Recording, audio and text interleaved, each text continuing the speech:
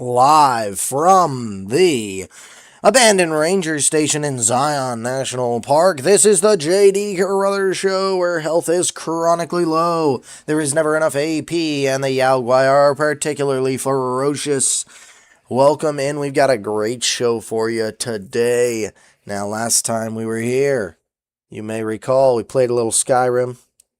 We played a little Sea of Thieves. We watched a little video about, well, no, we didn't watch a video about the new VPN law, but we talked about it and we played a little Geoguesr. So we've got some stuff to get into, ladies and gentlemen, unfortunately.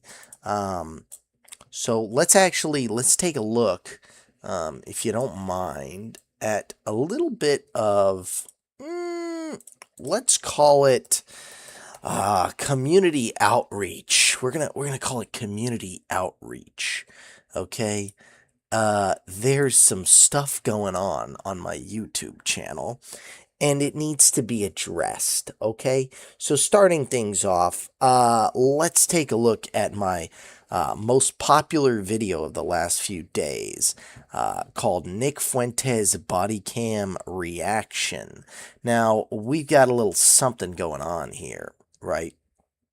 First of all, this Nick Fuentes body cam reaction, of course, is a first of its kind.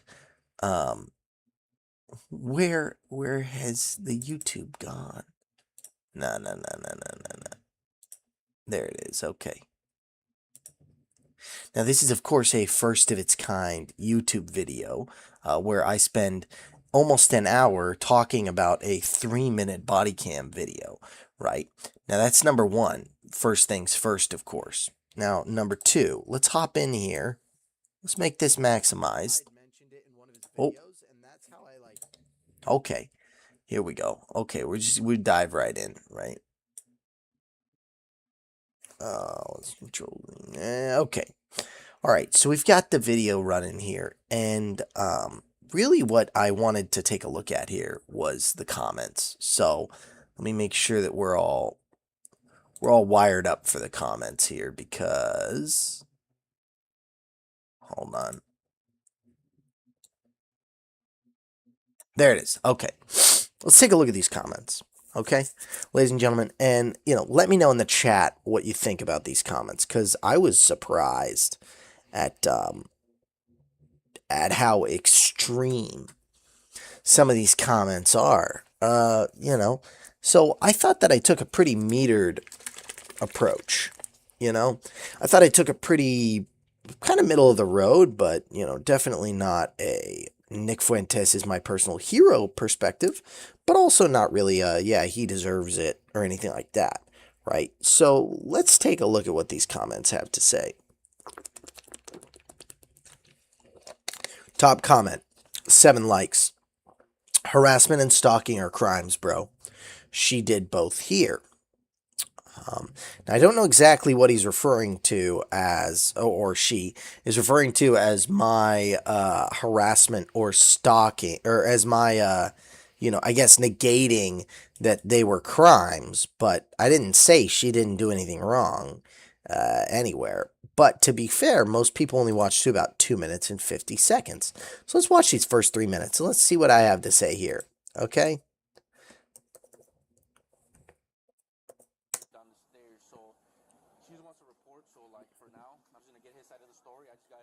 I guess he fell into the concrete. I make sure she's okay, and then her eyes, apparently she has pepper spray. These 2 people are outside my house, filming my house. I called the police earlier. They drove by, they saw it going on, they drove right past. They're marching around on my sidewalk. They came up to the door. I pushed her down the steps because she's banging on my door, filming my house. People are saying they're going to come and kill me. So someone needs to come out. Okay, I'll have him on the way. What's your name? It's Nick Fuentes. Okay.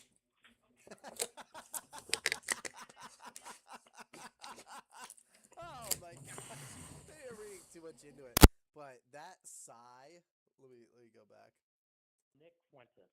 Okay. Oh my goodness. What's your name? It's Nick Fuentes. Okay. Like she knew. It's almost like she knew exactly who he is. And she's like, all right, Nick. Okay. All right. We'll get it taken care of. And then is it a male and a female or two males? Two females. Two females? Are they black, white, or Hispanic? They're. Both are. Do you know what they're wearing? No, I didn't get a good look. Okay. All right, I'll have them on the way, okay? All right. All right, bye-bye. I'm getting a couple things about. Can we do it here, man? I don't want to go all the way to the back. She's gonna. Well, I'm telling you, let's do it here. Let's do it here. Come on, man. I don't want to. Why? Huh? I don't want to argue with you. I want to go in the backyard where she can't have a line of sight from. Well, she's not even filming. No, but she could. So Nick, I don't want. I'm trying let's to just go to the backyard. Nick, why well, does she is wanna your go Nick? to the backyard? Is your name Nick? Yes. Okay, Nick. I'm trying to get your side of the story, and by you acting like this, it's not helping, man. I got two stories, and I'm trying to just All right. kind of find the middle ground Well, here. let me take your card because I'm not doing an interview. Huh? What I'm going to tell you is this. Well, I heard they're targeting your house. Yes, I've been About, harassed social for the past media. 4 days. Okay, and what is that about? I posted a joke on the internet. I'm a live streamer. You're like a YouTube channel or something? Yeah. You're saying you're a white supremacist? I'm not a white supremacist. I'm Mexican. My last name's Fuentes. I know. I kind of. I'm a white supremacist. I saw that. Okay, but I mean, you know, this 2024 man, you make one bad joke and this happens, especially right now after Trump won, man. Right. Okay. Yeah, but it's a very political thing to say. we also live in a free country Yeah. where you can speak without people showing up Yeah. and trying to hurt you. Oh. Yeah. Yeah, I mean, I kind of disagree with Nick here. You know, there's like kind of two aspects to this. For one, you know, the freedom of speech is a guarantee that the government cannot abridge your right to free expression, right? And so the government is allowed to make laws that say you can't call Nick Fuentes ugly, okay? You can't call the president ugly. You can't say that the police suck, right? They can't make laws like that, and they can't make laws that say you can't worship Jesus or whatever religion you might subscribe to, right? These would be laws that would be unconstitutional because, you know, the First Amendment says Congress shall make no law, right, that abridges or limits the right to free expression via speech, religion, petition, assembly, and press, or any of the rights thereof, right? However, that doesn't mean you have a right to say whatever you think and not have any consequences, right? And so, you know, we've seen it's hard to come up with a good example of somewhere that someone said something and they were like tarred and feathered for it, other than the fact that tarred and feathered is a phrase that we use because people used to be tarred and feathered when they would say. All right.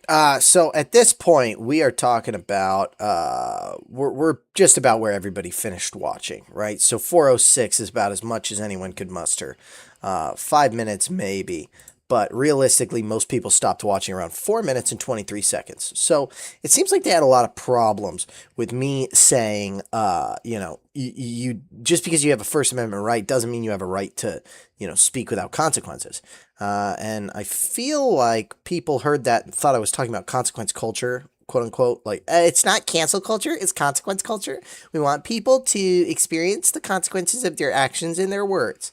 The reality is, there's a very big difference between trying to suppress free speech and the natural consequences of your words, right? So if I go into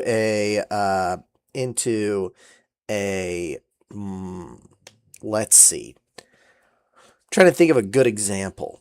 If I go into the Church of Scientology and I start spouting a bunch of stuff about how the Church of Scientology, the whole religion, is a hoax and it's ridiculous, I might be assaulted. And that is a consequence that if I make the decision to say that, I understand that I might be assaulted. And it would be relatively unreasonable for me to call the police about it. And now, obviously, this is a very different scenario, but I'm just trying to make the case that there are still consequences of the words you use. And I think that it's worth noting that, you know, Nick Fuentes he's a very vocal Catholic. And in the book of James, he tells us to tame our tongue. In the book of Proverbs, we're told to tame our tongue. And that, the words we use, we should be thoughtful about them, right? In the book of Ephesians, Paul tells us, let no unclean thing come out of your mouth, no foul utterance, right?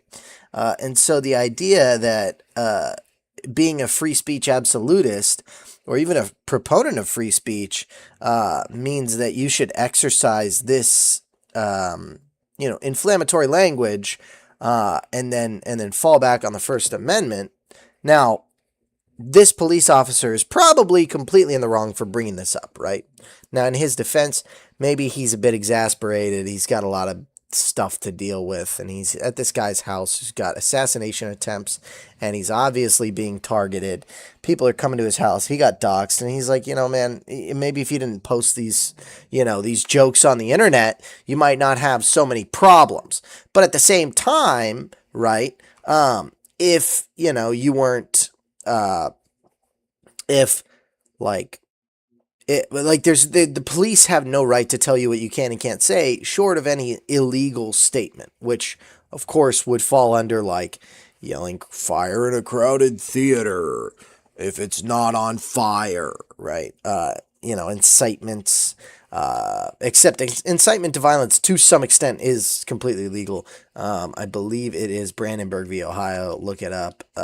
There's a Supreme Court case where literally someone was, it was a KKK organizer. He had a rally and he was like, we need to insert inflammatory incitement to violence. And I believe people then went and did thing that he said we need to do. And the Supreme Court, I think it was Ohio, tried to charge him with basically incitement to violence and an incitement to riot. And the Supreme Court found that he had every right to say that it is only incitement to violence when you use specific targeted statements about specific actions against specific people. So you cannot, I don't believe you can say kill this person or go to this guy's house. But you can say this group of people needs to be cut down by 10%. And then even if there's an attack on that group of people the next day, it's still free speech. And so that's something to be aware of, is what does free speech really mean? Well, we've tried this out in the courts a lot. In the Supreme Court, we've seen what it means and what we consider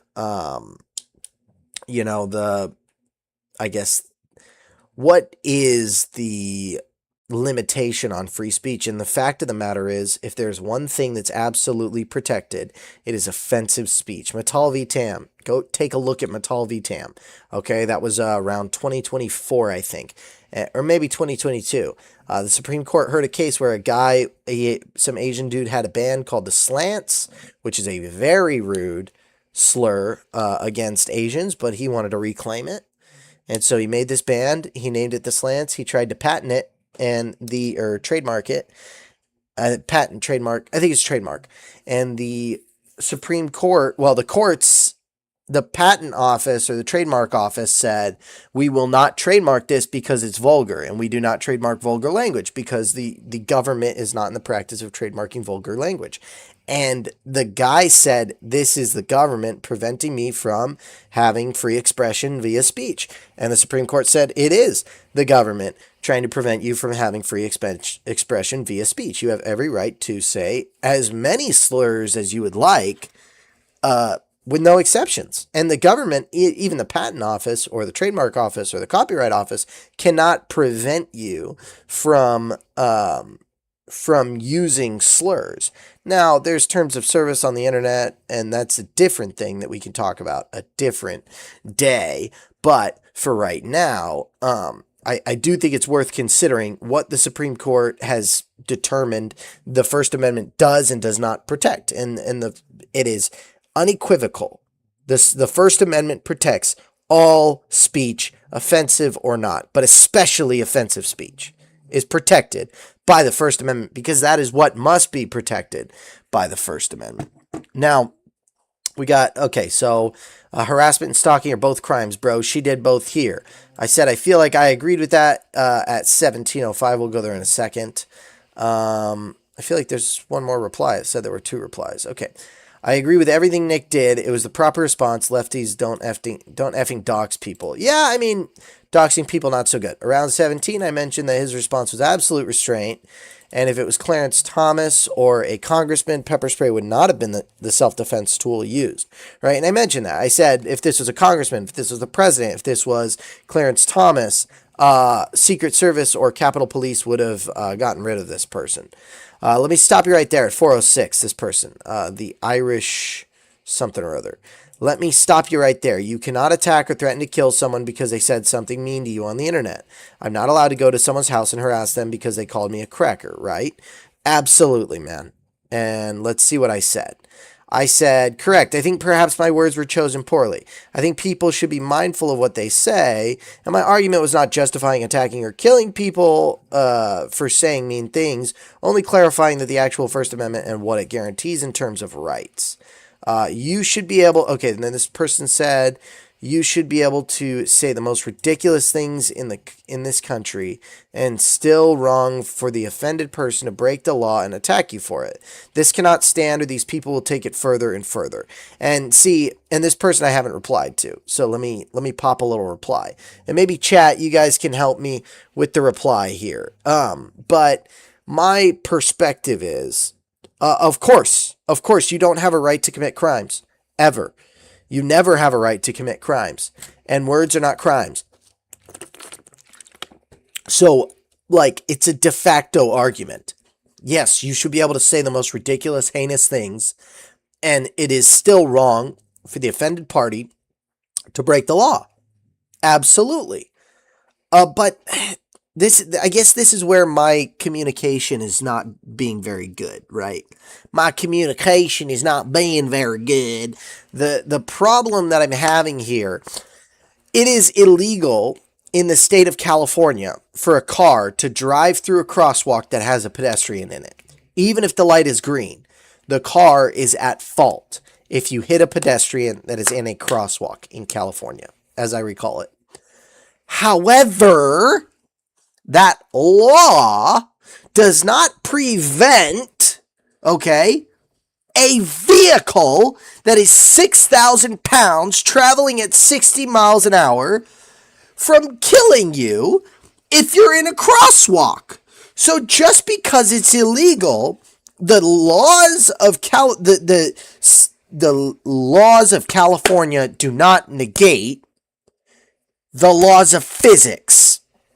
And in the same way, the laws of the United States of America, or the laws of Illinois, or the laws of the municipality of Chicago, do not negate the laws of physics, that every action has an equal and opposite reaction.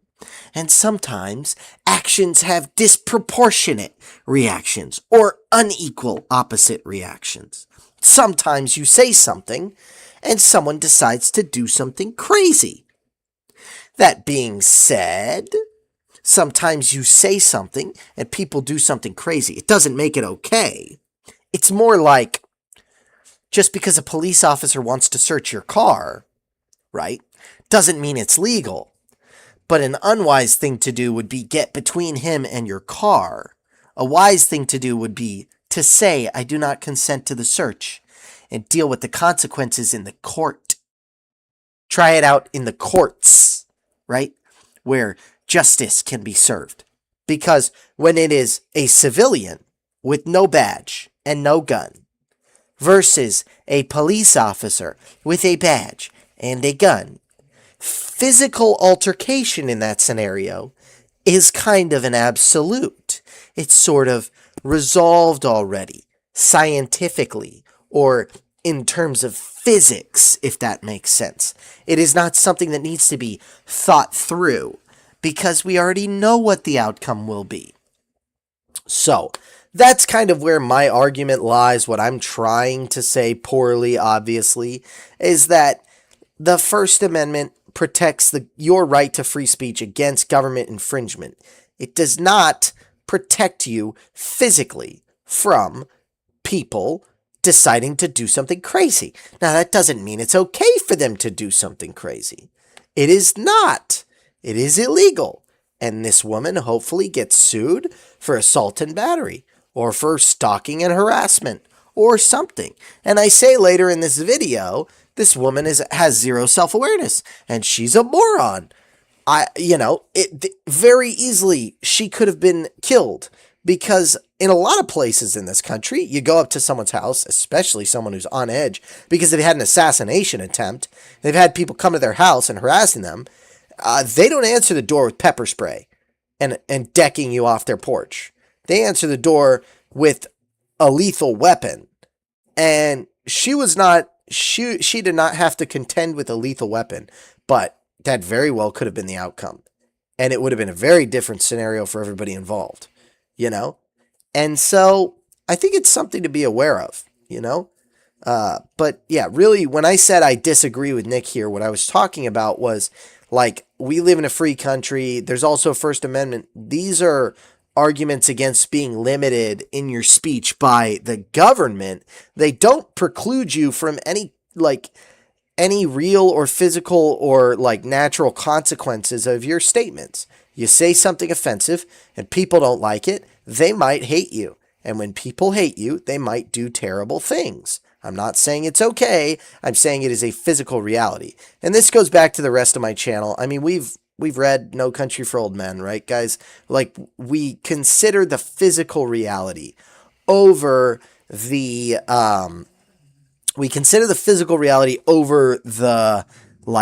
idealist possibilities, right? Or over the idea that just because you have rights doesn't necessarily mean that it is a physically good idea for you to exercise them necessarily.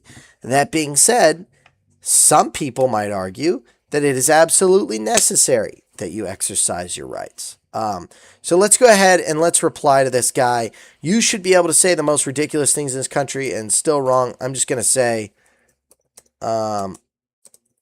I completely agree. Only arguing for clarification of what the First Amendment does and what it does not do. Okay. Now, there's one reply for this guy. And then 5 minutes in, I realized I would not be watching body cam. Yeah. And then I said 5 minutes into the video about the 3-minute body cam footage. Haha, it is the body cam footage, but fair point. Nick Fuentes for Dictator 2032. If he doesn't run for dictator, I might. My attorney has advised I remove this part of the comment. Heads. And he said, do it. And I said, I'm just joking. I'm not going to do anything. I might. And he said, do it. Okay. This is the same fella from up here, so I'm debating whether or not I should respond again. I might. Okay, you disagree with Nick here? Are you anti-American, or he's specifically being targeted for his political speech? They are entering private property to harass an American citizen to attack the freedom of speech and press. The consequences may come from what one says, but consequences are effing illegal, dude. So this whack job lady broke the law, and you are sitting here acting like, well, maybe he shouldn't have said that. That's no different than the BS disgusting things people said about Charlie Kirk. That's crazy. Because he was not, yeah, okay. That's an interesting argument, but let's formulate a discussion or a response here. Let me check out the chats. Looks like we got some chatters in here. Newfoundland boy, I'm glad to be online. The wind was nuts here yesterday, over 30 miles an hour, and it's settled down for now. That's wild, man. Are you, Newfoundland boy, do you have a Starlink? Because I know those mounts are supposed to be able to resist a lot of wind. But, honestly, I don't know, man. I don't know. 30-mile-an-hour sustained wind, that's pretty aggressive. Good morning, says James Bell. James Bell. How you doing, man? Welcome in. Great stream yesterday. I was having some issues with my internet, I think. So I was, having a really hard time, following what was happening. I caught a couple things, and I tried to drop some comments in some chats because I wanted to be part of the show. I wanted to chat, get a little interaction in, but I was relatively unsuccessful. Anyway, why are we going on American things? Newfoundland boy. Why are we talking politics? Just because this video kind of took off for me. I mean, I've never had over 200 views on any long form video, and this one hit 1.3 million. That would be crazy. 1.3 thousand. So I thought I might respond to these comments during my stream, just as a little segment. We'll be done with this pretty soon. Don't you worry. You disagree with Nick here. Okay, so the consequences are illegal. So this whack job lady broke the law, and you're sitting here acting like, well, maybe he shouldn't have said that. What is this? Sorry, give me 1 second. Okay. I'm going to say, let's see. I'm going to say Christian morality, which Nick is a vocal, devout Catholic, involves the practice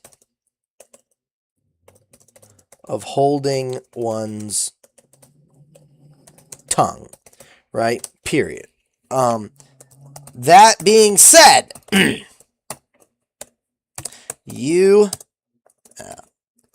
no one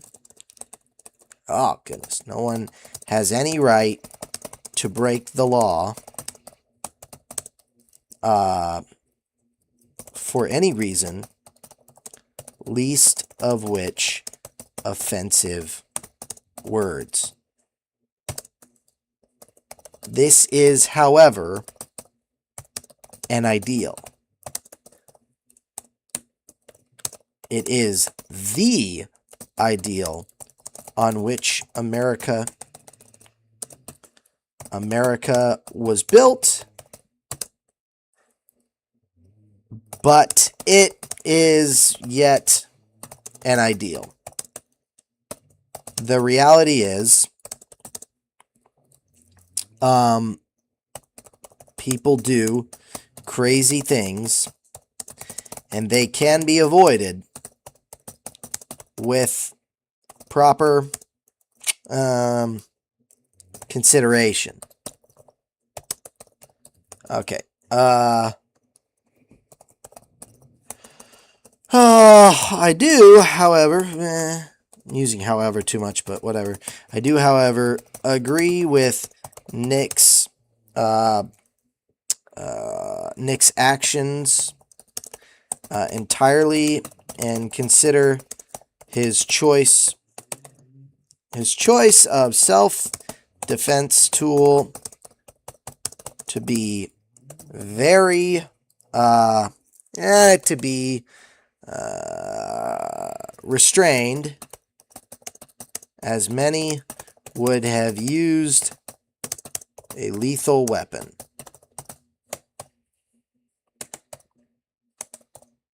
Okay. Lethal weapon. All right. So I'm saying Christian morality, which Nick is a vocal, devout Catholic, involves practice of holding one's tongue. All right. That being said, no one has any right to break the law for any reason, least of which offensive words. This, however, is an ideal. It is. Look, I'm Jeremy Clarkson. It is the ideal on which America was built, but it is yet an ideal.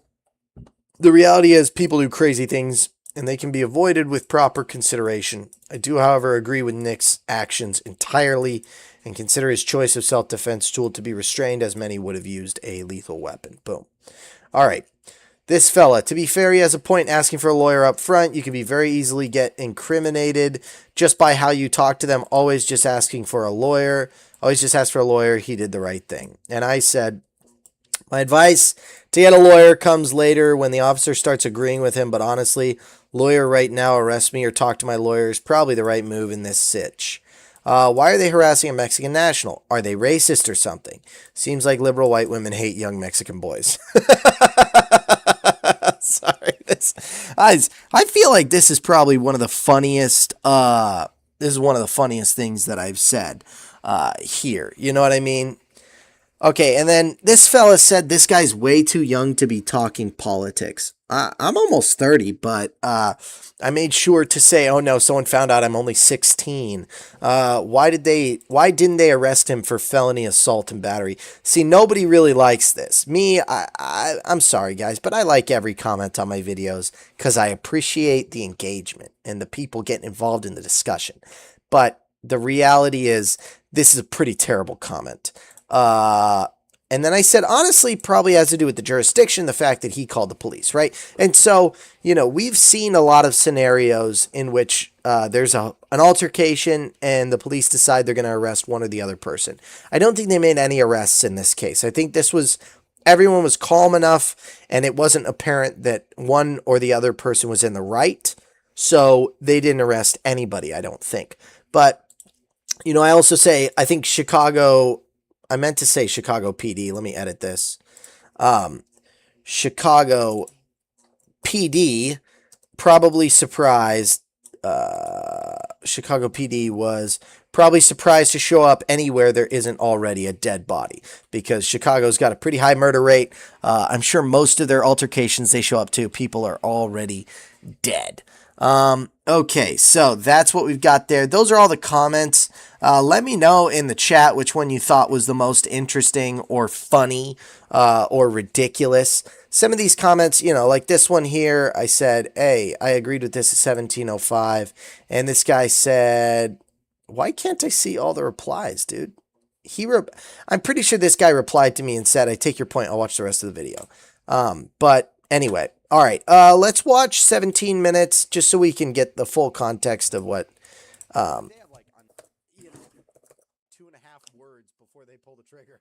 You know, it's like this could have ended very differently. And for what it's worth, I think pepper spraying this woman and shoving her off his steps was restraint.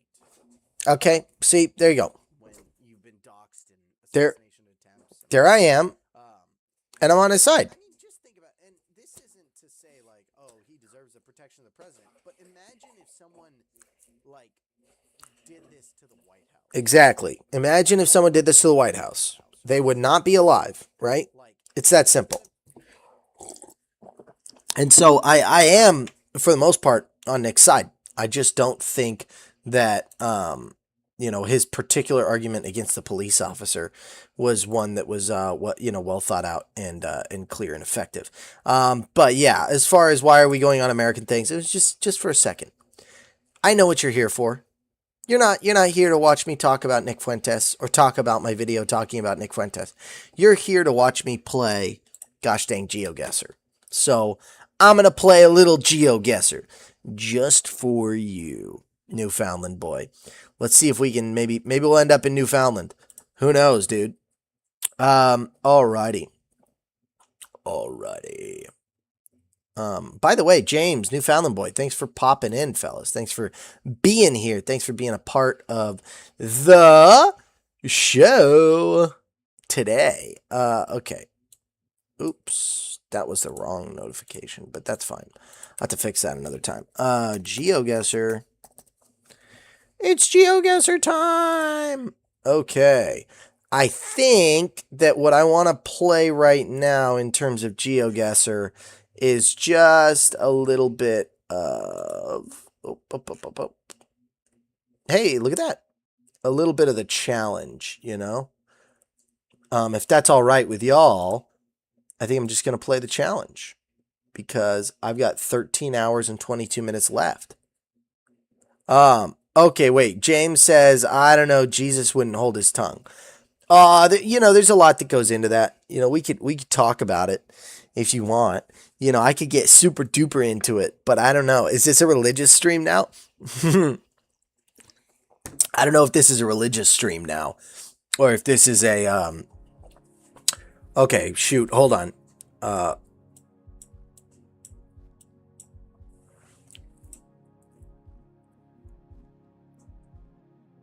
What the heck is this? What the heck is this? Like regular, just a regular. Oh. What is that? Is that Vietnam?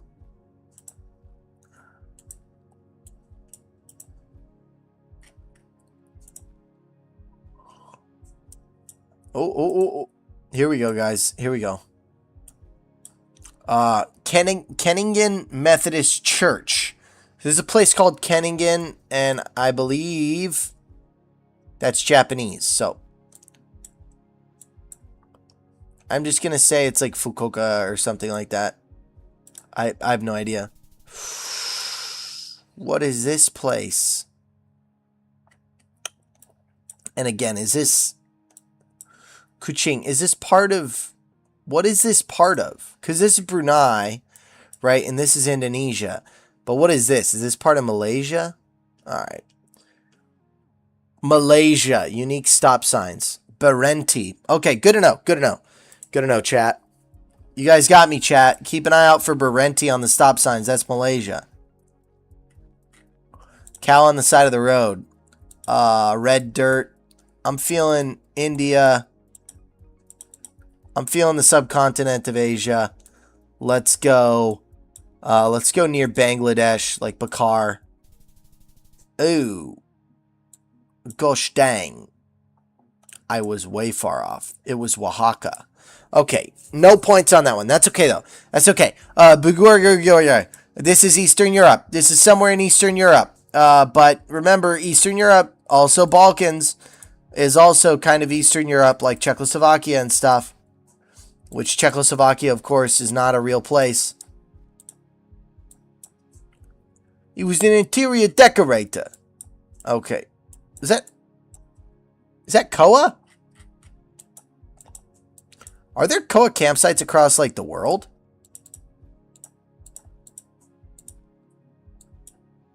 Oh.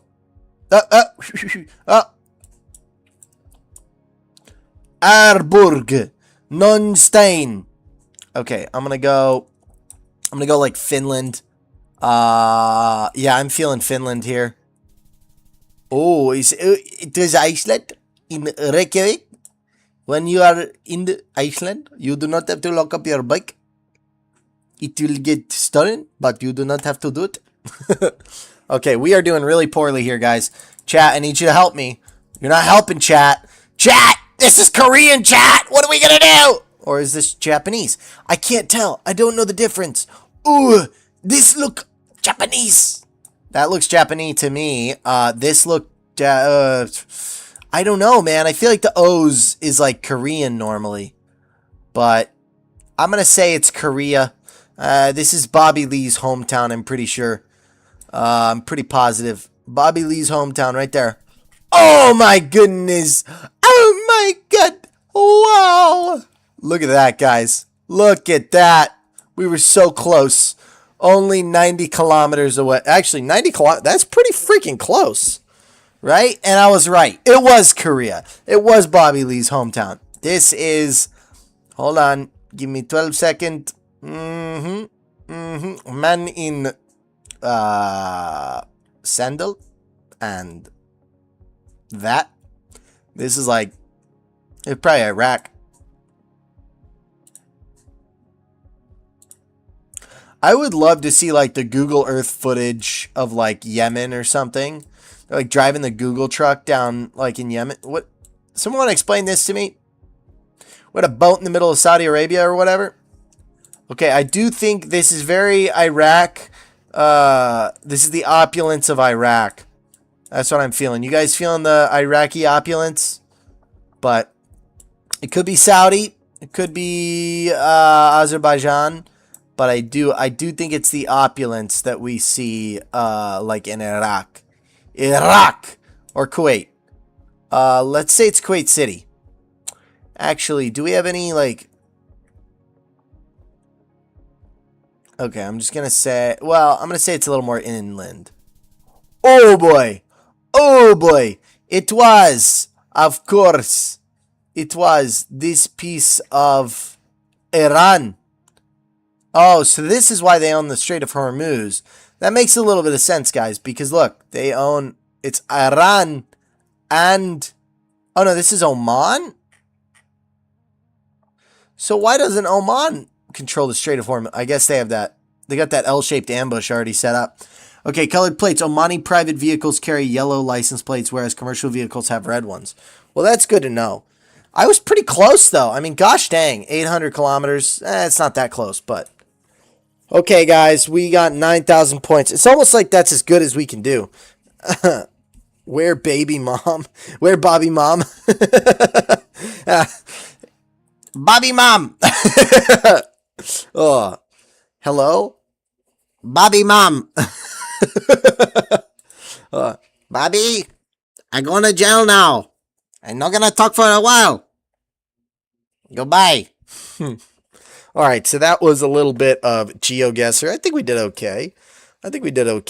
Now we're about to do what we're about to do. It is time for a little bit of Fallout New Vegas. Unless you guys want to talk more about politics. I mean, we've got another like 17 minutes to go over a little tiny bit of maybe some current events. If and you want, we could talk about the gosh dang VPN law. I could do a little bit more, a little tiny bit more commentary on that because I've got some interesting things to say about that. Because I think that, like, in reality, I am of the opinion that VPNs serve almost no purpose except to obscure your geographic location, to circumvent geofencing laws, which I'm all for, but the reality is it doesn't give you actual privacy. Almost every VPN is it's like a false sense of security, data gathering, data harvesting company that sells your data to the highest bidder.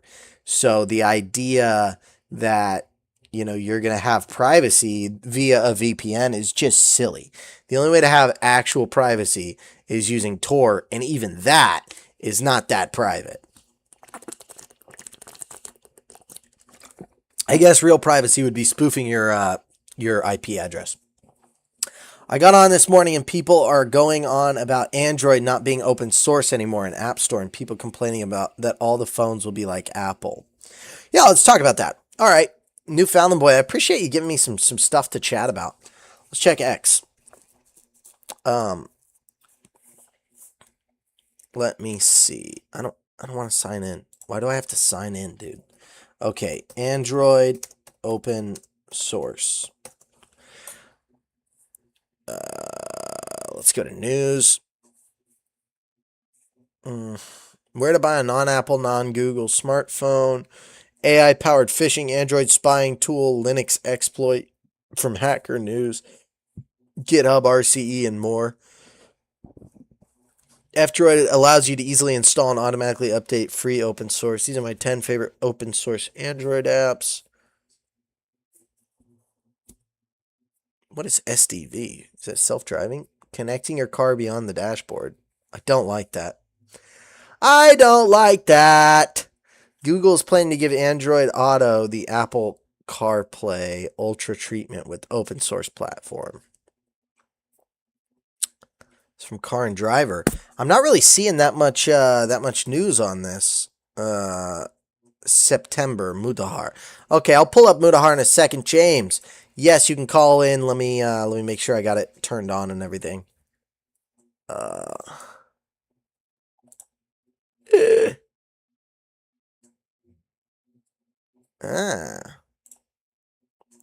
on, let me go back to stream together. Let me see what's going on here. Okay. Oh, you already requested it. Hey, thanks for letting me know in the chat. Boom, James is on in a moment. Well, James is almost on. James is going to be on.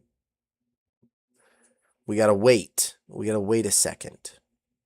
James, are you on? Hey, James is on, ladies and gentlemen. James. How you doing, James? How you doing, man? Hey, I'm all right. Got a little rest yesterday, which was nice. Well, rest is in a manner of speaking. Rest from streaming. It's the hardest job in the world, according to Hassan. It's soul-sucking.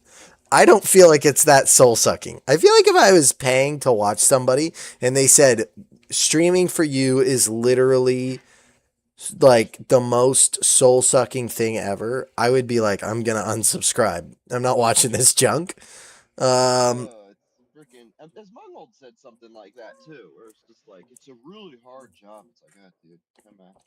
I think Even if you actually think that, wouldn't that be like the last thing you tell people? right. Well, and I'm not so bothered by people saying like, "Oh, it's difficult," or like, I think Ludwig he was talking to someone and he talked about how XQC streamed 10 hours a day for like, for 1,000 days or something, and he's like, "That's a lot of energy," and I think I get that a little bit, especially if you're not like naturally an energetic person or like you're not like an extrovert necessarily. You don't naturally bring that exciting energy, having to like pull it out of you every morning or every day or whatever to stream. I could see that argument, but because like it is a little bit different than like working in an office. But at the same time, if you worked at a restaurant or you worked at a freaking like you're a customer service representative, your boss is going to be on your butt about you need to smile more, you need to make sure people feel welcome and you need to bring the energy. And so I don't think it's like really that unique. It's just a lot of these streamers have never had a real job, which is interesting because Asmongold has had a real job. He worked at the IRS for a long time. I have to say, he worked at the IRS. That's hilarious. Yeah, that's why he has the opinions he has, is because he worked at the IRS and he played World of Warcraft. So all his opinions about like humanity are based on I worked at the IRS and I played World of Warcraft. Which is pretty funny, I think. I know he talks about World of Warcraft all the freaking time. Well, yeah, and he'll be like, if you've ever played any MMORPG, you know that like 1,000 people, they'll make a bad decision, and they'll tell each other it's a good decision, you know. Okay, I need more info, Newfoundland boy. No more APKs or sideloading apps. I'm looking at Mutahar's. I'm looking at Some Ordinary Gamers right now. Here, let me pull this up. Pull this up. Boom. Hold on. But yeah, that thing I was saying about Jesus earlier, I know that's gonna be a comment. I feel like that's gonna be a response. Yeah. Actually, bro, you have no idea what you're talking about. He never held his tongue, and it's like, brother, look, here's the only thing I have to say about that. You ain't him. You're not him. Okay? If you were him, that would be one thing, but you're not. You're not Martin Luther King. You're not. Didn't we act like him? Huh. You know, that's a really interesting perspective, brother. And my answer is not in that way. Okay. Mutahar. Half the internet is AI. Stop censoring video games. Ubisoft. Okay. We have to talk about the Scientology situation. Muta. These are like 25-minute videos. I can't react to a 25-minute video because it's going to take me 2 hours. But did you guys see this? Okay, the David case. This is insane, guys. This guy 100% did it. And his defense is like, hey, I thought it was going to negatively affect my music career that I got her pregnant. What? Okay, so you're getting the chair, dude. You're getting the chair. Have you seen this, James? About this story? Dude, okay. He like wanted her to get an abortion or some shit. Oh no, bro. It's like way worse than that. So, all right, I'm gonna give. I kind of want to let Mutahar do the talking, or someone like that, or maybe like Asmongold, because they've all talked about it. But I can't believe you've missed this. So basically, or like even Sensitive Society. Basically, there's a dude. His name's David. And he was a Twitch streamer, and he was tired of having copyright claims on his Fortnite videos, so he started making music, and his music took off, and people really liked it, and whoa, he's got a thing for girls that are not his age. Oh no! So he starts to date some teenage girls from the Inland Empire and bring them out to LA where he has a mansion because he's a freaking millionaire musician. And one of them is a runaway that's been missing for months.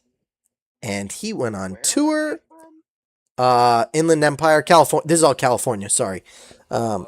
But yeah, like this girl from like Riverside that he met, I don't know, on his Discord or something and invited out to LA, and she ran away from home at like 14. Lived at his house with him, and her remains were found in the trunk of his car while he was on tour. Ew. Okay, well, Yeah. he's a murderer. Yeah, no, like it's a pretty open and shut case. I think the question is just whether or not he is the one who physically did this and whether or not he knew about it if he wasn't the one who physically did it. You know, because I could see his manager saying my cash cow is about to get, slaughtered. I got to do something about it because I don't think you recover from that one, You're in your 20s. You gotta. I'm not even gonna say it, but that kind of scenario, if she had lived, I don't think your music career survives. And so I could see I don't know. his agent taking care of that because it's like I'm his agent and I want my cash cow to keep making me money. But if he either ordered it, knew about it, or did it himself, he's going to prison for life, maybe getting the chair. And my hope is that he, gets the death penalty. Because, well, I don't really care. I think he probably deserves the death penalty, but I don't think California does it very much. No, I don't think that'll happen. Yeah. But, Crazy. it is wild. It is wild. And like the idea that you would think, like, I'm just going to get rid of this problem by dismembering and leaving in my trunk the body of a missing girl. What the frick, dude? What the frick? Like, do you know why how they found it? His car got towed because it was parked illegally for like a week in LA on the street. And the impound yard was like, it smells really bad. And so they brought like hazmat out to take a look at it. It's the most ridiculous thing I've ever heard. Anyway, all right. Let's, I'm not seeing anything from Muta. Okay, Google is killing Android. The video 2 days ago. Google is killing Android. Okay.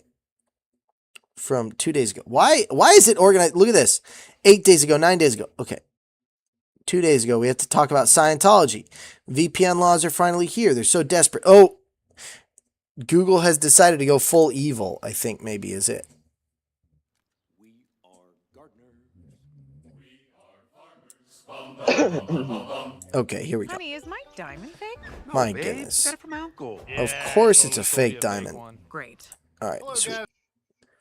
Let's make this full screen, and then let's make it.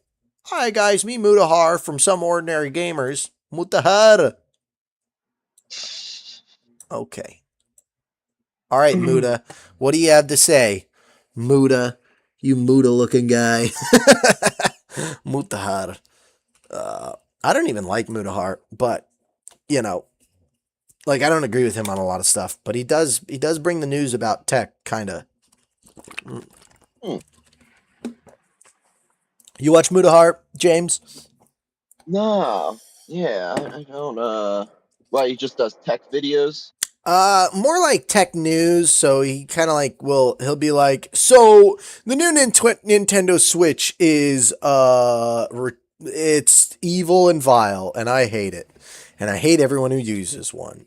Here's why: the games are $60, and it's not even a game; it's a key for an online access code.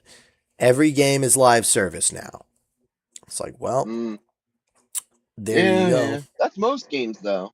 Unless you get the physical copy, but like most people don't do that anymore. Well, and from what I understand, I don't even know, like,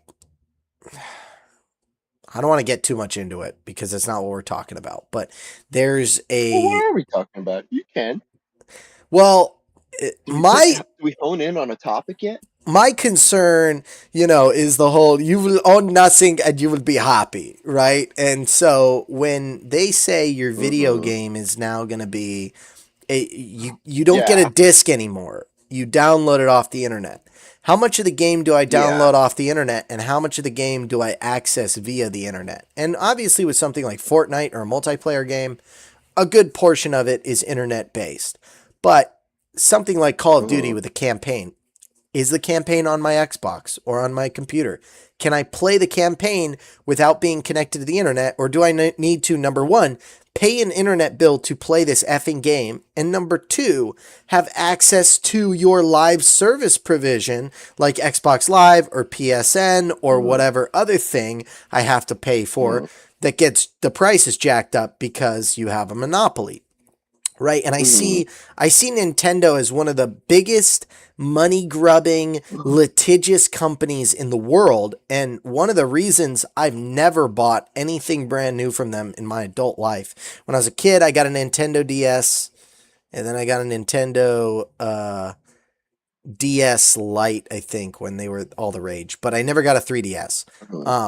And I never got a Wii because I gave up on Nintendo when I realized they're coming out with new gaming systems every couple years so that they can maximize profits. Now they figured out a better solution than that. They just don't sell you a game. They sell you an access code to a game. And you can only access the game if you keep paying them.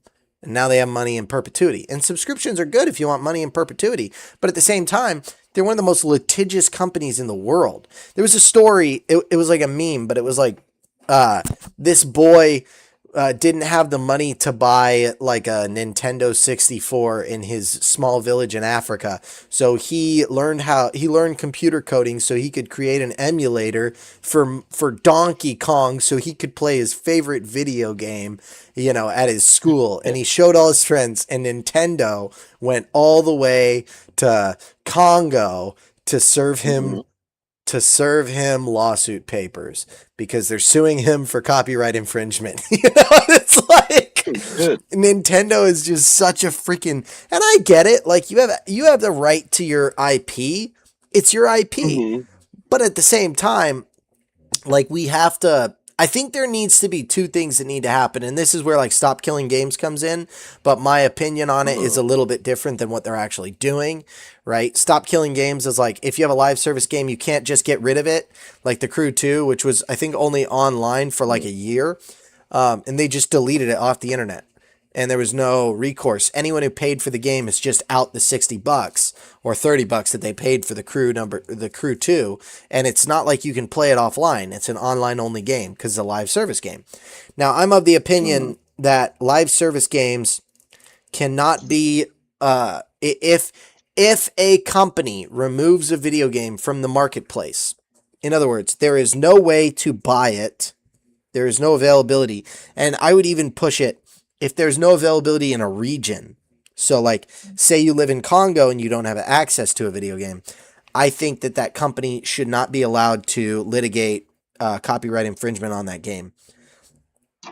In other words, you can't sit on IP that has been released and like pull it back, if that makes sense. Because I think once it's out there, to some extent. But I don't know. Some people, Ayn Rand would be of a different opinion. She thinks that IP is IP and it belongs to the creator. Always. No matter what. Yeah, that doesn't really. Yeah, I know what you mean. Like, on one hand, the developer can make games cheaper if they make them like solely online. But we obviously don't want them to be able to take our games away. We want more games. We want more games for cheaper. That'd be nice. But we don't want people to take our games away. That's stupid. I don't know. It's just that's unfortunate. But at the same time, the argument of, yes, we make games like solely online, like you can only play them online, Your vacation rental makes them easier to play, easier to make, whatever, less data or whatever. But if the game's not doing well, we have to shut down our servers for that game because no one's playing it and we can't keep it running. I don't know. It's definitely a weird like I see both sides of the argument, but obviously I see the oh, now that it's online, we can control what you say. We can see what you're saying. We can take away what the game when we don't like what you're doing. And it's just like, yeah, I don't like a lot of this stuff. It is a shame. By the way, thank you, Newfoundland Boy, for the link. I've got the video up. We'll watch it in a sec. Yeah, so I guess my argument is, are you familiar with Project Cartographer or any of the SDK base video games that have been made recently, like in the last 10 years? So they made GoldenEye on the SDK base, which is what Half-Life was built on. It's just like it's a game engine basically, but they made GoldenEye for the N64, and you can just play it on your computer. That is more what I'm talking about. Is like, I don't want the creators of the Crew to be able to, while the Crew is not being supported, it's not something you can even play if you buy it. If you bought it today on Xbox or on your whatever, you wouldn't be able to play the game. If some developer or some hobbyist or the community decided to come together and remake the Crew 2 so that it could be played, I don't think that the game studio that created the game in the first place has any like litigation claim, if that makes sense. Like, I think that's wrong, because I think for them to litigate that you're using their IP after they've released it and pulled it back is wrong. And I think that there's an argument from nature on this. When you make an artwork, especially in the information age, think of a YouTube video or a song, it has its own life to some extent. And many artists have believed this throughout the ages. You make an artwork and it has its own life to some extent, right? The idea that you can claw that back is just, it's counter reality. And again, Ayn Rand, the Fountainhead, she talks about, when someone creates something, especially if it's art, they have every right to destroy it because it's theirs. But at the same time, if I create something and I sell it to someone, it is theirs now. If I make an artwork and I sell it to someone, I do not have a right to go to their house and destroy it, even though it's my intellectual property. Right? Like, can we agree on that? James?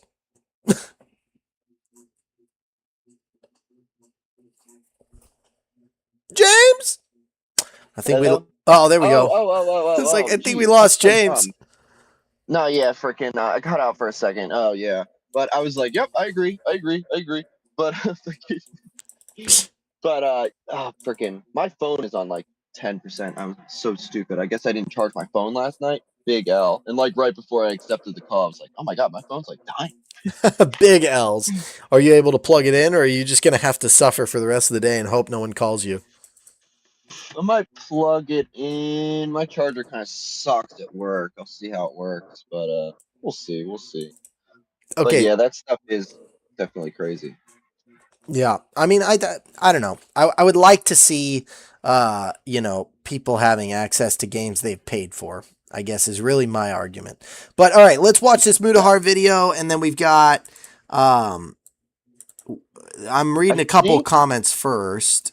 Go ahead. Before the video starts, I think I might just like cut out because like I'm at 10%. I'd like to try to charge my phone, and I can't see the video anyway. I'll try to chat it up and stuff. Yeah, but, do what you can. Yeah, big L on my part. Freaking That happens.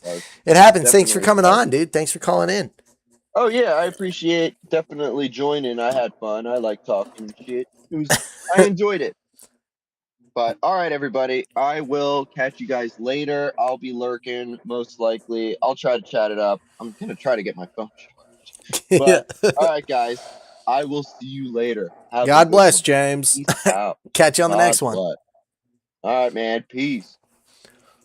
All righty. So, okay, we've got couple comments I wanted to read first. The only time I ever saw malware on Android was on the Google Play Store. Google and Microsoft are in a competition to see who can piss me off the most. Every time I hear verify, I get the disgusting feeling of tyranny.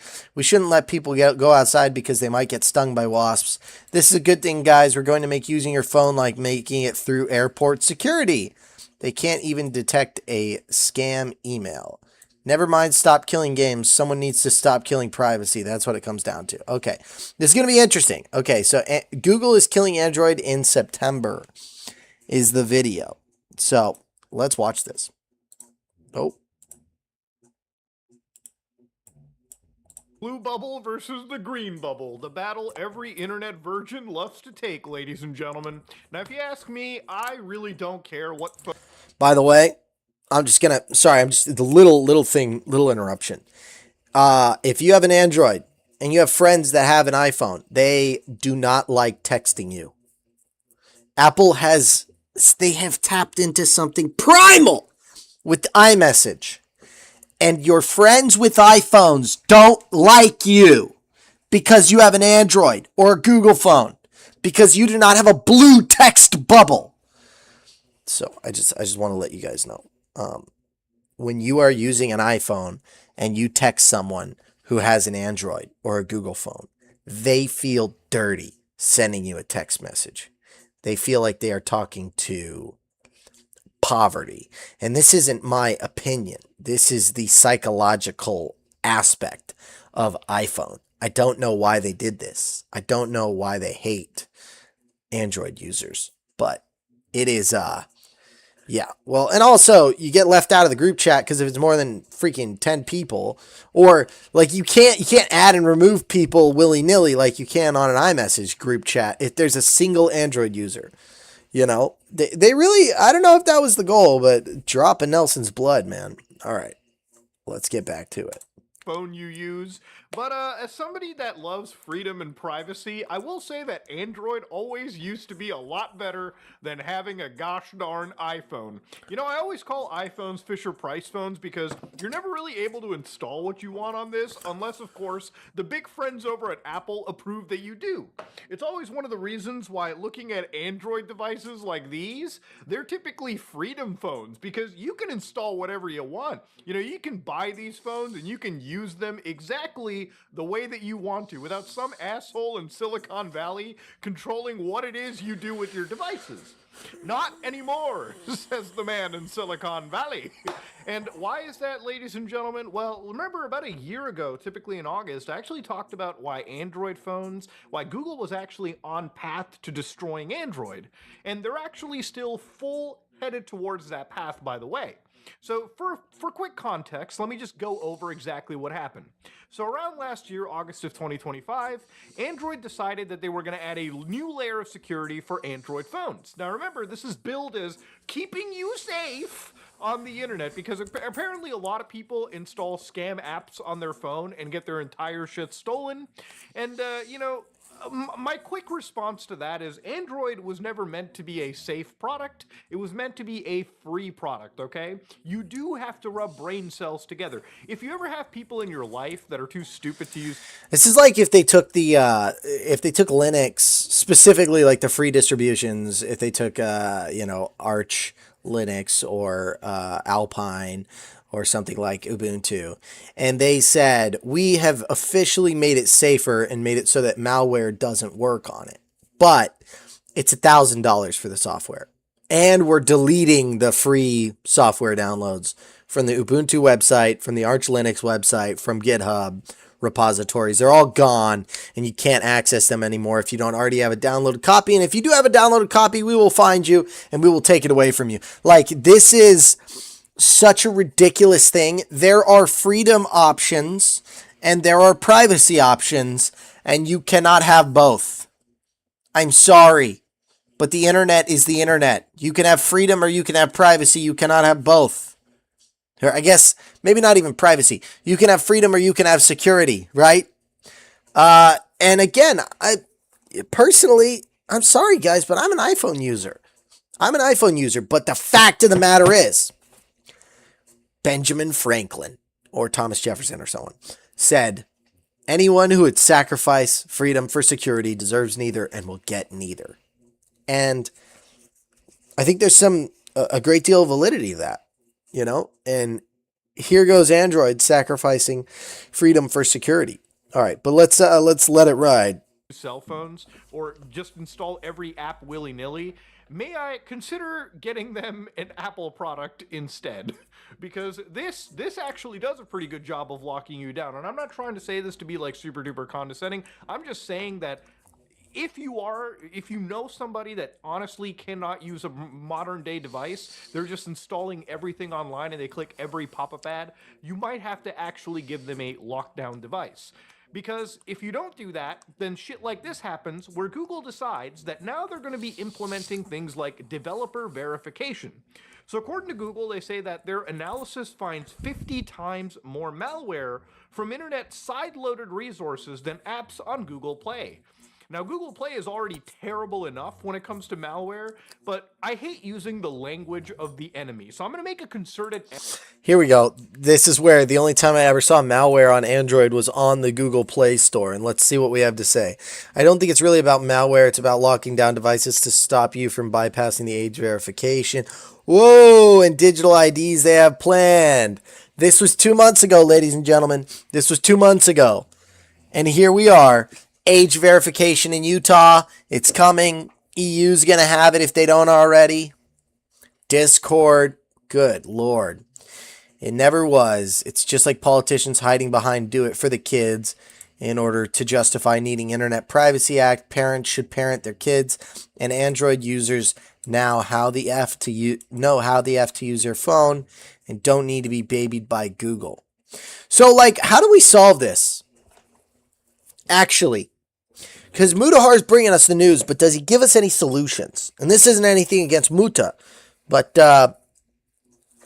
I'm feeling like the world is slipping through our fingers. And everyone agrees something needs to be done. We need to stop Internet Privacy Acts. We need to stop the government from introducing age verification on websites and outlawing VPNs and all this stuff that takes away our privacy. What are we doing about it? What are we doing about it? What can we do about it? Can we primary these people? Can we get rid of our Congress and replace them with a better Congress? Can we vote these congressmen out? Can we get better leadership in this country and in other countries? Can we petition to remove people from Google that are pushing this kind of garbage? Can we write letters? Like, what can we do about this to resolve this issue? Because right now all I hear is there is a problem and it's happening. Okay, what are we doing about it? Are we going to let them take away the internet? Are we going to let them destroy the internet? You know, it used to be the Wild West because people liked the Wild West. Not anymore. Now it's the freaking tame West. The calm West. The simple West. The easy West. May as well be the Northeast. Effort from today and moving on towards to never use the term side-loaded. Side-loaded just means you install whatever the fuck you want on your actual device, okay? I don't side-load shit onto my computer. I install it, motherfucker. Same with my phone. You know? I don't side-load it, all right? Get out of here with that double think speak or whatever. Anyway, so next year... What? That was a 1984 reference. And this is back in August, Android will require all apps to be registered by verified developers in order to be installed on users on certified Android devices. And that creates crucial accountability, making it much harder for malicious actors to distribute another harmful app after they take out the first one. So they say, think of it like an ID check at the airport, which confirms a traveler's identity, but it's separate from the security screening of their bags. We're going to confirm who the developer is, not reviewing the content of their apps or where it came from.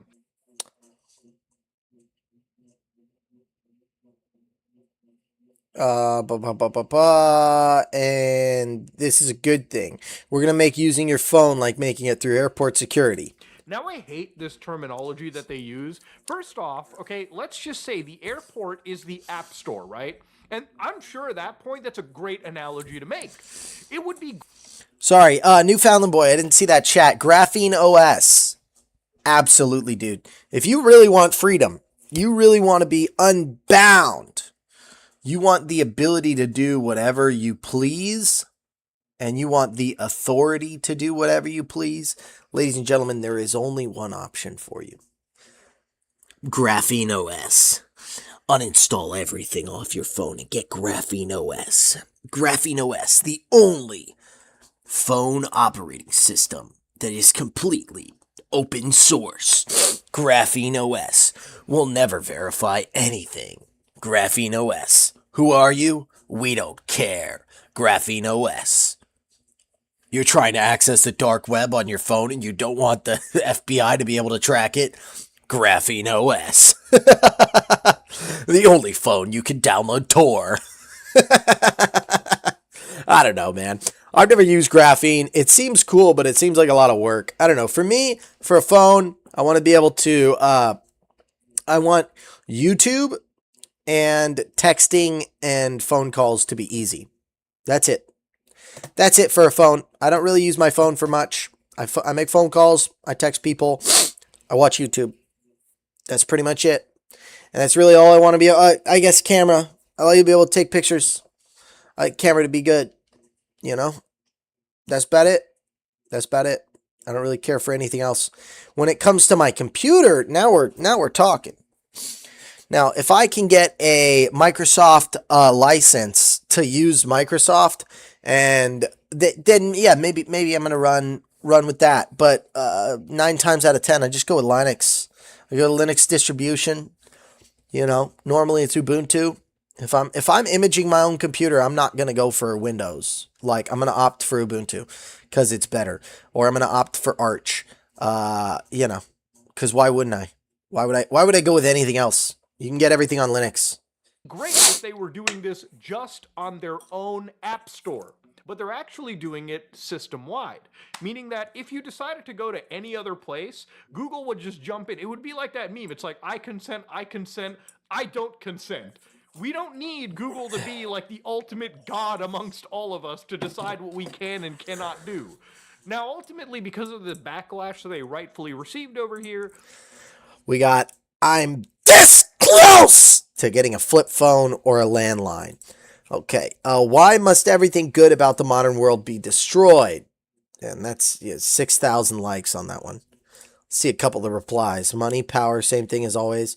Yeah, but they used to be willing to give us some crumbs. Now they apparently changed their blah, blah, blah, blah, blah. Let's see, because they hate freedom.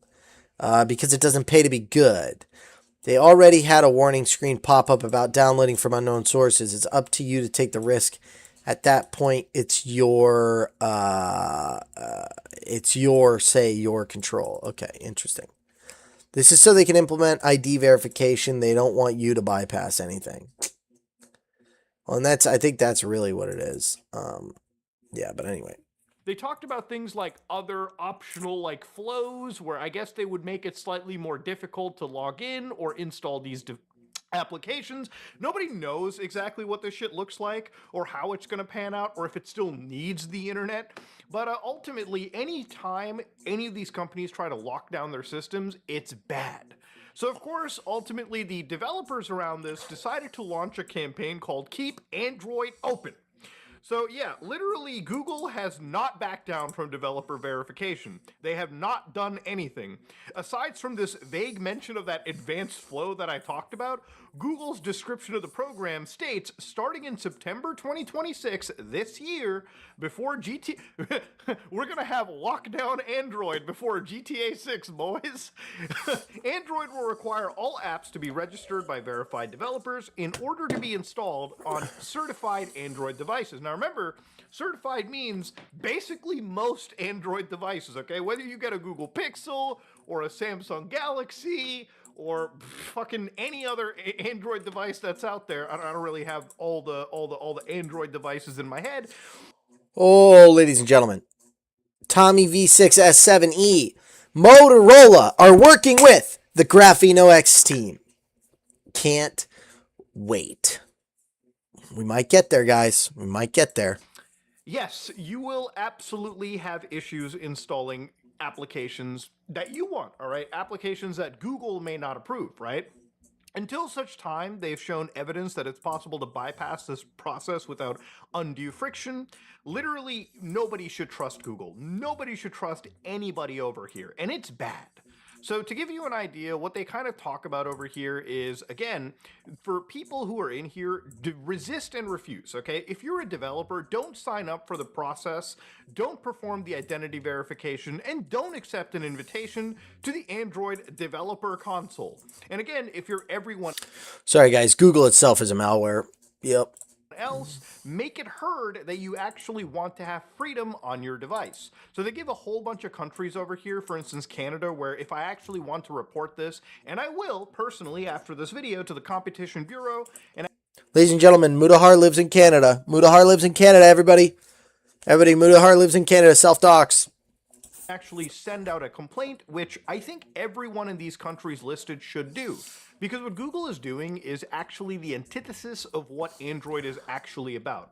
Look, back in the day when Apple came out with the iPhone, right? It blew everyone's mind, but it wasn't the first smartphone.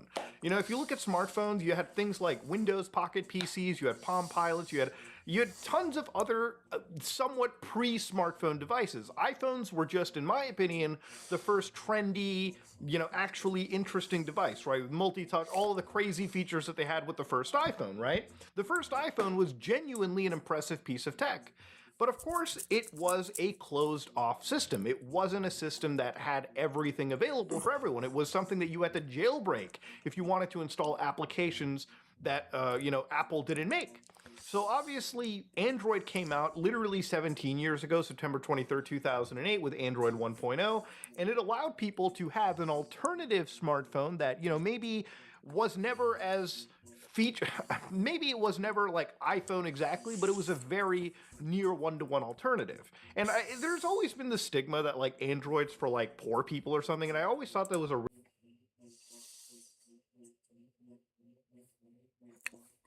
I mean, do I need to say anything, guys?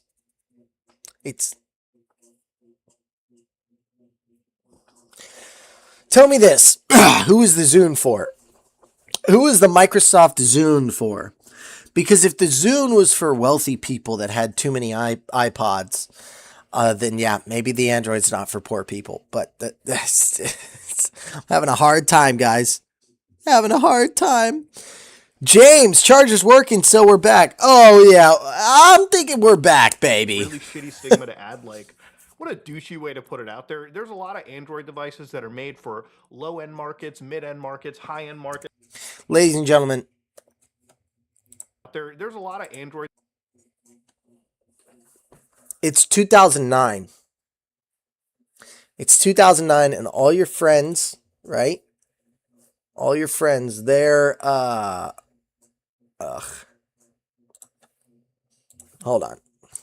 All your friends have the original iPhone 3GS. Okay? Your friends' phones look and feel like this. Give me one sec.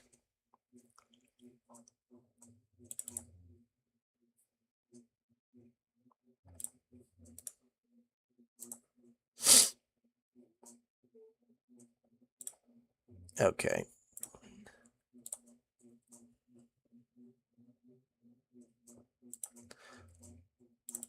All right.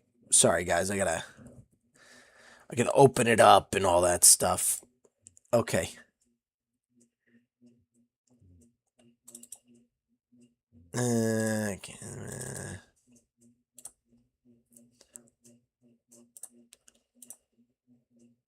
Okay. Here we go. Boom. Okay. And then, ladies and gents, so all your friends have a phone that looks like this. Beautiful, beautiful. Take a look at that. It's just marvelous. An incredible masterpiece of technology. Look at this. Yeah, like this gives me nostalgia. It makes me happy. The YouTube TV, bro. The notes, the messages, literally everything about this image makes me happy. It fills me with nostalgia and joy. The calculator. Okay. And this is what your app store looks like. No, it's not for poor people, brother. If it wasn't for poor people, it would look like this. And maybe that's the issue. Mac and Apple have always pushed the art, the artwork, the graphic design of their phones, of their products. Meanwhile, Android is like, shoot, bro. Works. Yeah, works. Ugly, bro. I didn't even know about Zune Player until a few years ago. Lol, I had a basic MP3 player. Dude, an MP3 player was less of a poverty device, I feel like, than a Zune. Oh, no offense to Zune users, but anyway, okay. Devices that are made for low-end markets, mid-end markets, high-end markets. Hell, the Android device that I have here, a Samsung Fold, costs substantially more than Apple's most expensive product too. And this is genuinely an impressive piece of tech. But one of the big advantages that this has is openness. It's free and open. You can install whatever you want on this. If you lock these devices down, they become no better than Apple iPhones. You might as well. Okay, so here's the problem. In the mind of the technocrat, of the non-technophobe, the value of an item is determined by like three things, right? We have price, obviously, how much it costs, quality, how well it's made, how well I can use it, and utilization or utility, right? So utility, quality, and price. So I take utility and quality. If it's more than price, I don't buy it. I take utility and quality. If it's less than price, I might buy it if I have the money. So let's think about iPhone, okay? It's $1,000 for an iPhone. What do I get? I get a really good camera. I get good filming. I get apps that are useful. And I get a nice user interface. So utility's good. The quality is very good. Okay, it's polished. It's clean. It looks good. The artwork on it is nice. Okay, so I got high utility and high quality, although the utility, there's limitations, right? But so long as it outweighs $1,000, I buy it. If I can get it on payments for $100 a month, then I'll buy it even more, right? Or like, it's an easier decision. Now take Google or Android. They want to release a phone, or Samsung for that matter. They want to release a phone that is $20 or maybe $1,200. It's more expensive than an iPhone. How do I get you to buy a $1,200 phone when the iPhone is only $1,000? Well, I can't compete with iPhone when it comes to the artwork. And I can't compete with iPhone when it comes to utility, right? But I can give you some gee whiz factor. Okay, so that's what they do. They have the flip, the fold, the goober, whatever, the bend, the ultra spin. They have all these different like gee whiz factor features. So what people are buying is not utility. It's not quality. It's gee whiz. My phone can flip. My phone opens up. My phone's a tablet and a phone. Okay? Gee whiz, that sure is cool, isn't it? Now I want you to think about what happens when the moron that bought a phone because it opens, because it flips, because it turns into a tablet, is also a moron dumb enough to download malware and their phone gets bricked, their $1,200 phone. What do? They go to iPhone. None of my friends with iPhones have ever had any kind of malware. But everybody I know with a Samsung gets malware. Is Android for technophobes? No. Is it getting bought by technophobes? Yes. I want you to think about something. Who on God's green earth that knows how to use a serial console is buying a $1,200 phone? Nobody. That's who. Why would they? just fucking buy an iPhone at that point, because genuinely at this point, the software is a little smoother, the battery life's a lot better, and if I can't even install what I want, I might as well just go with the person that has the more accepted ecosystem in my side of the fucking world, you know? Hell, it's crazy to think the Google apps, every app always runs better on the iPhone as opposed to some of the applications on Android. So ultimately, what is really bad about verification, Mudo? Why is it so bad? The problem is, having yourself be verified ties you to an online service like Google, so you're paying them the money, you're verifying your identity. And the problem with verifying your identity is that you can't release applications that you genuinely would want because there might be fear of reprisal. And what do I mean by that? Imagine if you're making a privacy-focused tool like VPNs or Tor, and now you give your name up as a developer, so now you're basically doxxed to any government agency that could subpoena Google for that. Ladies and gentlemen, where are we going with this? Where are we going with this? That's right. We are going Albright. I believe it was Ross Albright. The man literally made a website for privacy, and they framed him for murder. Like, straight up framed the dude. He was in jail for 5 years until Trump released him, pardoned him. How ridiculous is this? Now imagine you're thinking about making, like he said, Tor or something like that, some privacy-focused software. It's not absurd to think that the government will just frame you for murder, accuse you of doing something, and investigate you until you, I'm not going to say what you'll end up doing. Like, this is a very legitimate concern. Specific information if they want to find out who the app developer is. But imagine you're not a government, for instance, right? Let's say that you're somebody like Nintendo that literally 2 weeks ago DMCA'd every Switch emulator, apparently again. So for emulators like Eden, Citron, Kenji NX, Mellow NX, the people that produce still to this day the most up-to-date Nintendo Switch emulators, which I do use to play video games, and it's not because I don't have a Nintendo Switch, it's because emulating the stuff on my Steam Deck and my PC with 60 frames, HD graphics packs, cheats, mods are infinitely better than just using. Right.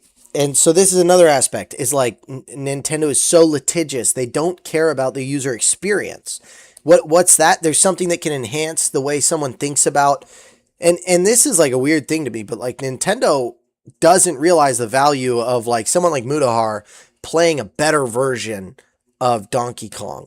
Like, not only psychologically, he can have a better idea of like more fond memories of playing Donkey Kong, but he can also advertise to his audience like, oh, I play Donkey Kong on this emulator, you know, but buy a Switch or something. And they can make emulators restrict usage unless you buy the game, or like you still have to upload the code or something.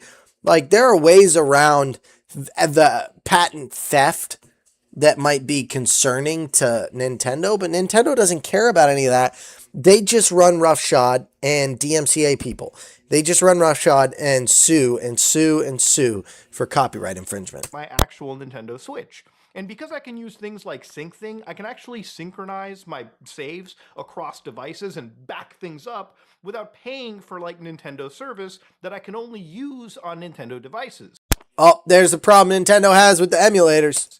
And ultimately, I love emulating, okay? It's the ultimate form of game preservation. Now, Nintendo argues that a lot of this is because these companies violate their copyright infringement because you have to bypass technical measures to do emulation.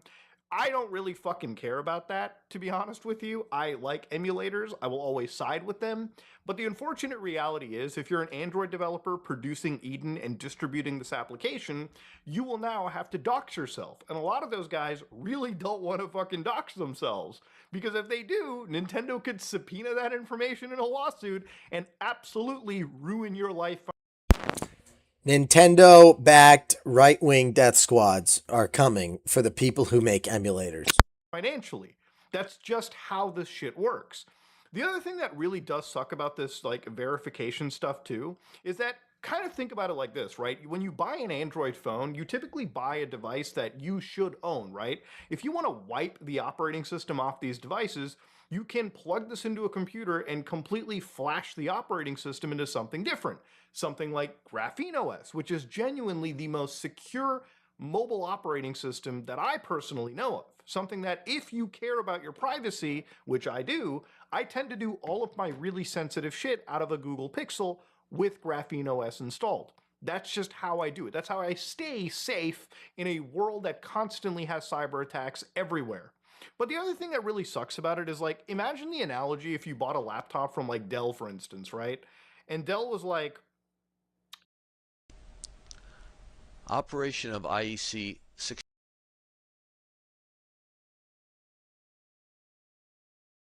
laptop for $2,300. Imagine if, we decide what you get to do with this device. And the reason I say that too specifically is people started to look closely at even Samsung devices, and they found out that with Samsung devices, this recovery menu, which is actually pretty standard for most Android phones. Typically, if you're powered off, you can hold the volume buttons, power button, and you can access this to wipe your device, to flash your device.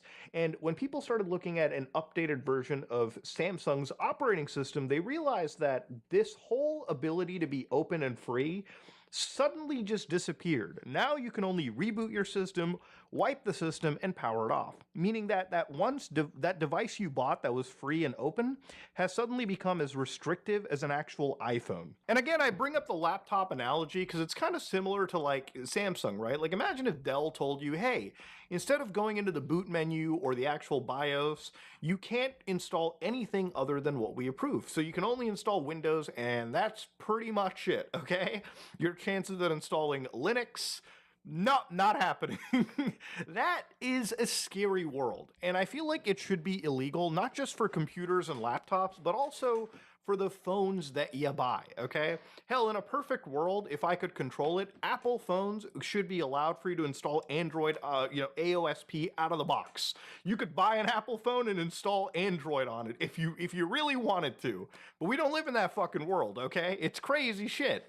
Now, when it comes to Android, obviously there's places like F-Droid that exists as like an alternate store that you can go to download some of your applications. So again, with Android, you don't even need to have Google's Play Store. There are other stores that you can go to for applications.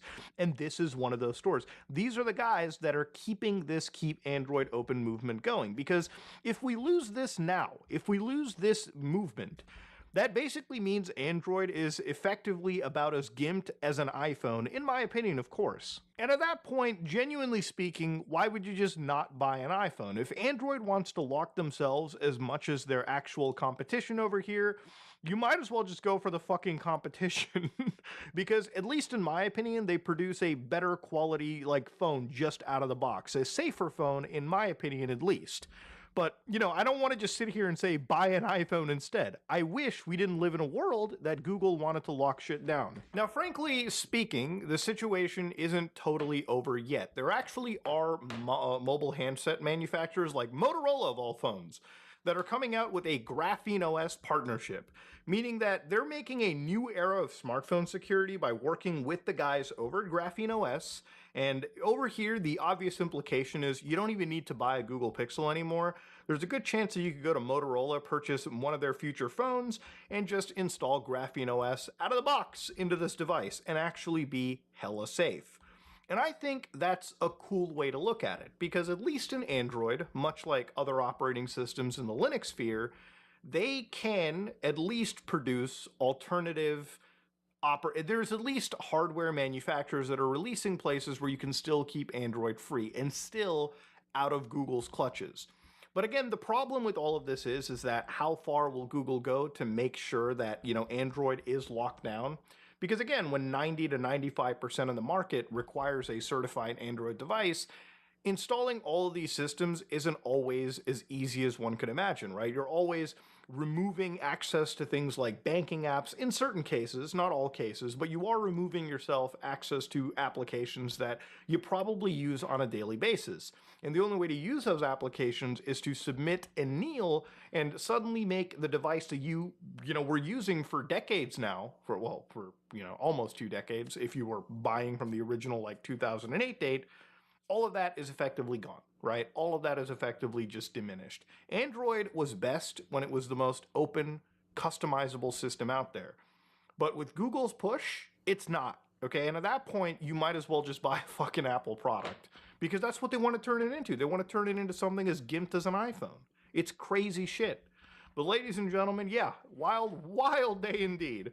But ladies and gentlemen, if you like what you saw, please like, comment, and subscribe. Dislike it if you dislike it. I am out. Grand Canyon University. Just going to drop a comment real quick. If you don't run Graphene OS on your Android phone, just get an iPhone and stop wasting everyone's time.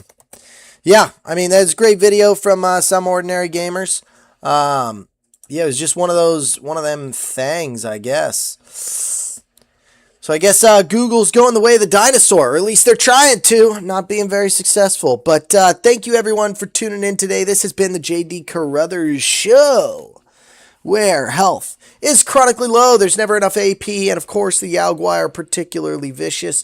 Ladies and gentlemen, this show's brought to you by Vitajex. Vitajex puts it in your eye. Vitajex makes you feel young and spry. Vitajex will give you the strength of 10 men, make you feel like a young man again. Is your hair going away? Have you been taking your Vitajex? You have? And your hair started going away when you started taking the Vitajex? Okay. Hold on. I gotta talk to my doctor. Are you serious though? You started losing your hair when you started taking the Vitajex? How are your kidneys feeling? Because mine have been. Never mind. Vitajex is this channel's only real sponsor. Of course, this Big Easy was a sponsor, but they went under. New sponsor coming in. Wolf Cola, ladies and gentlemen. Thank you, Newfoundland Boy, for giving me the info there. For pointing me to that Muta video. For the Mutahar. Great video, Newfoundland Boy. Thank you for tuning in. Thank you for chatting. You always give me that good info, and I appreciate it. James, thank you for calling in. Thank you for being a part of the show. Everybody who lurked, thank you for lurking. Thank you for being here. I will see you guys tomorrow at 5 a.m.